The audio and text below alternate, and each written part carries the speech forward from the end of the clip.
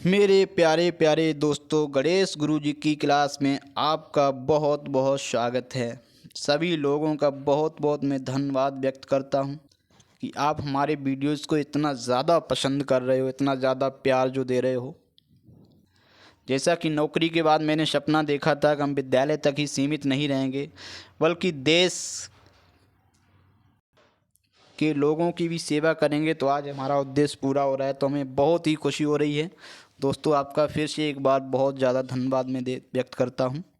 तो आज हम आपकी सेवा में लेके आए हैं डेज नेम्स। ठीक है, इसमें हम लोग डेज नेम्स पढ़ेंगे और मंथ्स नेम भी पढ़ेंगे।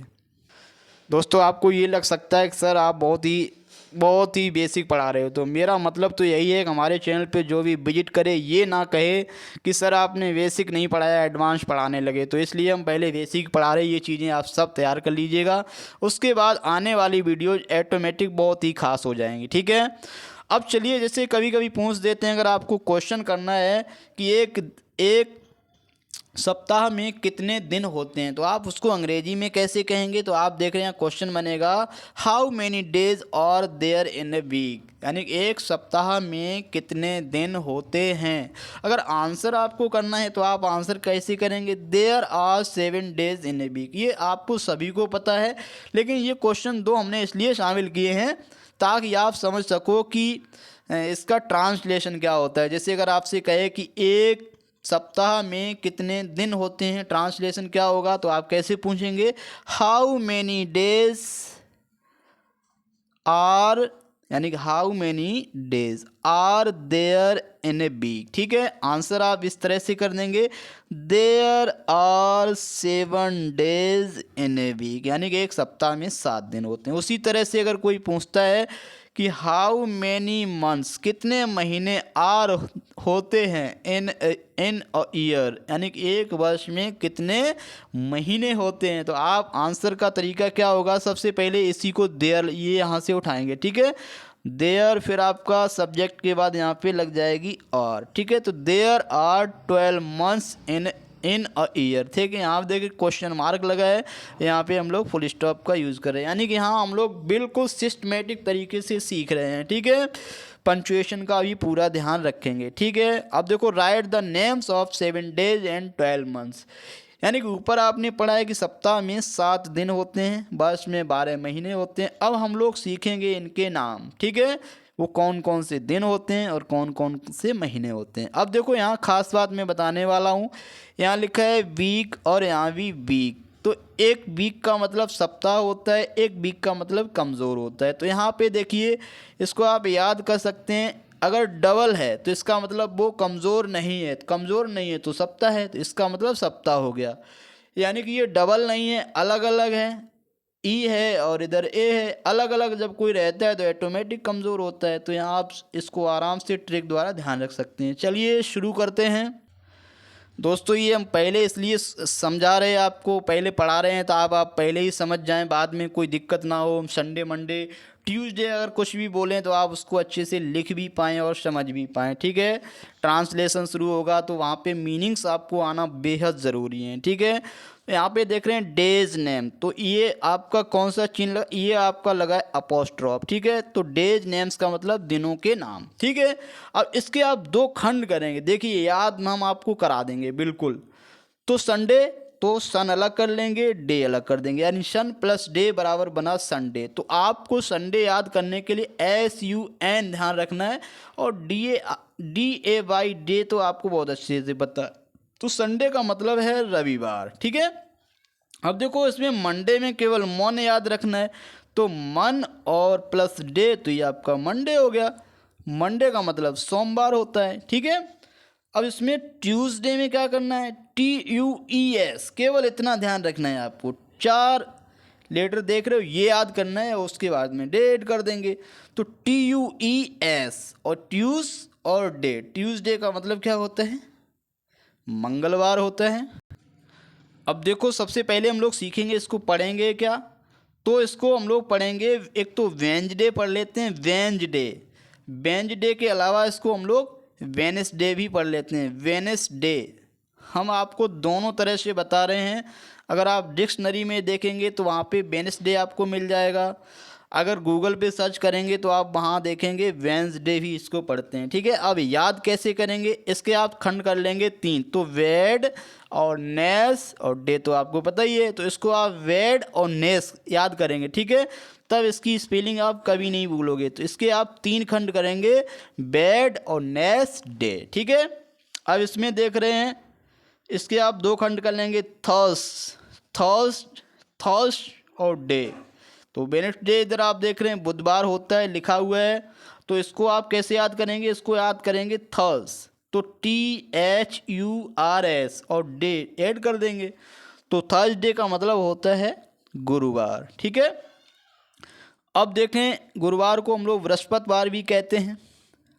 अब इसमें फ्राइडे में आपको केवल याद करना है फ्राई, यानी कि FRI और उसमें डे लगा देंगे, तो आप इसको फ्राइडे पढ़ेंगे। अब फ्राइडे को आप किस तरह से याद करेंगे, फ्राई और प्लस डे, तो फ्राइडे का मतलब होता है शुक्रवार, ठीक है।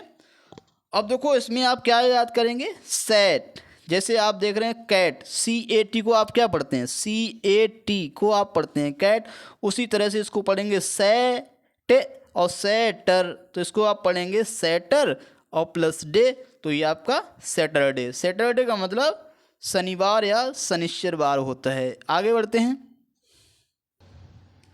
अब देखो यहाँ हम लोग देखेंगे मंथ्स ऑफ द ईयर, यानी कि वर्ष के जो महीने होते हैं 12 जो होते हैं, देखते हैं। पहला महीना आपका जनवरी का, तो जनवरी को हम लोग हिंदी में इस तरह से लिखते हैं, और अंग्रेजी में कैसे आप याद करेंगे ध्यान रखिएगा। तो आप देखो इसको हम ट्रिक भी बताएं, तो इधर कर लो जानू और प्लस अरी, तो पहले आप जानू लिख लेंगे, आराम से लिख लेंगे। अब देखो चाहे आप ऐसे ध्यान रखिए, तो जैनु यानी कि इसको आप पढ़ेंगे जैनु अरी, ऐसे आप ध्यान रखेंगे। तो ये आपका जैनु और अरी, तो जनवरी यानी कि जनवरी का मतलब जनवरी।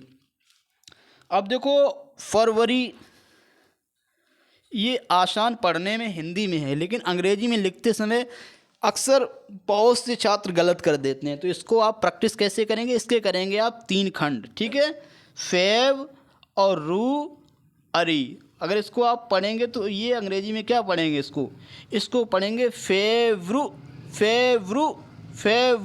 अरी, यानी कि फेवरू अरी।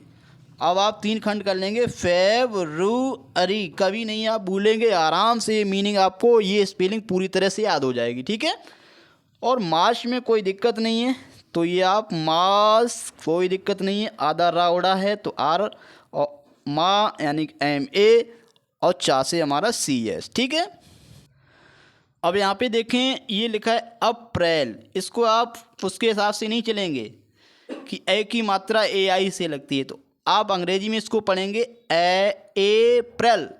अप्रैल, यानी कि इसको आप क्या पढ़ेंगे अप्रैल, तो अप्रैल का मतलब यानी कि अप्रैल को आप ध्यान रखेंगे अंग्रेजी में अप्रैल यानी कि अप्रैल, ठीक है। और मई को आप मई ध्यान रखेंगे, मई का मतलब मई। अब जून में देख रहे हैं जा से हमारा जे, और यू की मात्रा, बड़ी यू की मात्रा यू से लग जाएगी, और इसको आप ध्यान रखेंगे जून यानी कि ई और उसमें होता है, ठीक है। और जुलाई को तो ये हो क्या जू, और लाई LY यानी कि जू प्लस LY, तो ये आपका हो गया जुलाई, ठीक है। अगस्त में आप ध्यान रखेंगे, सबसे पहले इसको पढ़ेंगे ओ यानी कि AU हमारी अगस्त। ये गस्त किस तरह से, जिस तरह से आप इसको पढ़ेंगे डस्ट, पिछले वीडियो में हमने आपको पढ़ाया, तो ये डस्ट जब पढ़ेंगे तो इसको आप पढ़ेंगे गस्ट, तो यानी कि अगस्त, ठीक है। अगस्त का मतलब अगस्त, स्पेलिंग ध्यान रखिएगा AU और प्लस गस्ट। अब देखो यहाँ पे लिखा है सितंबर, लेकिन आप यहाँ पे देख रहे हैं सेप, 3 खंड करेंगे तेम और वर, यानी कि सितंबर को लिखने के लिए आप उसके 3 खंड कर लेंगे, सेप और तेम वर, तो आपको आराम से याद हो जाएगी, इसको आप कभी नहीं भूलोगे, ठीक है। आगे बढ़ते हैं। अब देखो अक्टूबर हिंदी में आप इस तरह से लिखते ही हैं, लेकिन अंग्रेजी में इसमें क्या करेंगे यानी कि ऑक और टू और वर, 3 खंड कर लेंगे, तो आप इसको अक्टूबर को लिखते समय कभी नहीं भूलेंगे, ठीक है। यानी कि और TO2 और वर यानी कि VER हो गया। उसी तरह से आप नवंबर के 3 खंड कर लेंगे यानी कि नो और वेम और वर यानी कि नवेम, इसको आप पढ़ लेंगे नवंबर। तो आप आराम से नवंबर को याद कर लेंगे नवंबर यानी कि नवंबर। ठीक है। दिसंबर को भी आप 3 खंड में याद कर लेंगे दी और शेम और वर। ठीक है। तो कभी नहीं आप दिसंबर को भूलोगे। जिस तरह से हमने आपको बताया इसके 2-2 3-3 जहाँ जितने खंड हो सकते हैं उस तरह से खंड करके इसको याद करिएगा, कभी आप नहीं भूलोगे। ठीक है। इस वीडियो में इतना ही पढ़ेंगे, फिर मिलेंगे। जय हिंद जय भारत।